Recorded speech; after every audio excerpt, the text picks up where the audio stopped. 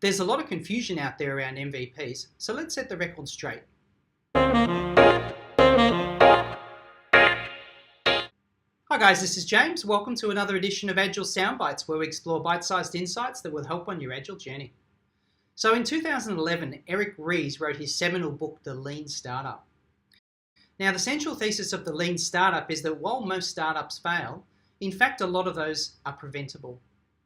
Now, Eric defines a startup as an organization building something new in the face of extreme uncertainty, which I think is a really good definition, because the ideas here are just as appropriate to a single person in a garage as they are to a group of seasoned professionals in a Fortune 500 boardroom.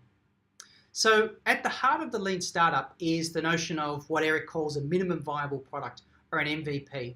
So what's an MVP? So an MVP is basically the smallest amount of work that we can do to get the maximum amount of validated learning, okay? So we're actually trying to generate learning through the MVP. Now, Eric uses the term validated learning. So in other words, it's not learning based on gut instinct, perhaps, which is how we might have done it in the past, but it's validated learning based on data. Another way to think about an MVP is it's an experiment. Oh, it's alive! It's alive! It's alive! It's alive! It's an experiment based in the empirical process where we want to test an underlying hypothesis and we want to get some learning. So in that way, an MVP is broader than a prototype. So a prototype tends to be where we test some functionality in something that we've built. Whereas an MVP is broader, we're not only testing the functionality, but we're really testing the underlying business hypothesis, the underlying assumptions. So it's definitely got a broader scope than a traditional prototype.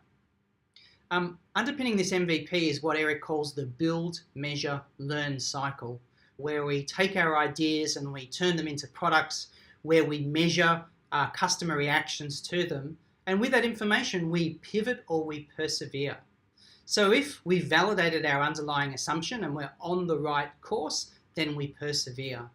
But if, however, we've learned something that we didn't know before, and it's going to cause a change in direction, then we can pivot.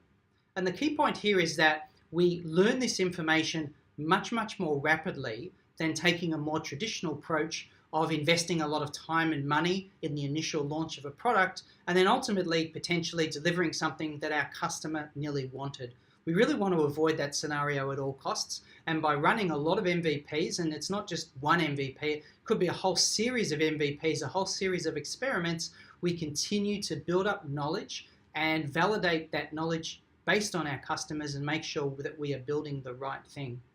Now, the really interesting thing about the build, measure, learn cycle is that's not the way that we approach it. We actually approach it in the opposite direction. So the first thing we ask ourselves is, what do we want to learn? And once we know what we want to learn, then we ask ourselves, how are we going to measure that? And we don't want to measure lagging indicators. We actually want to measure leading indicators. And Eric uses the term innovation accounting for leading indicators. So what do we want to learn? How are we going to measure it? Once we know that, only then do we actually go and build it. So is an MVP something that you sell to customers? Well, not necessarily. It could actually be anything that gives us the validated learning that we need. Let me give you a quick example. When Dropbox founders came together, they had a simple vision, and that vision was to create an extremely easy to use file sharing tool. The problem with that was it was technically very challenging to achieve. So rather than develop all of this technology, they built an MVP. Do you know what that MVP was? Well, if you thought that MVP might be a prototype of some of the functionality, you'd be in good company, but unfortunately that would be taking a traditional mindset to the challenge. Their MVP was actually a 3-minute narrated video. That was enough for them to show their idea and get people excited to the point that they had a huge spike in signups. That was enough for them to validate the idea with their customers and say, yes, it is worth continuing to build out this idea. Thanks for your time today, guys. I hope you have a clearer understanding of what an MVP is. If you like this video, please click the like button below. Thanks for watching, and we'll see you in the next one. Bye for now.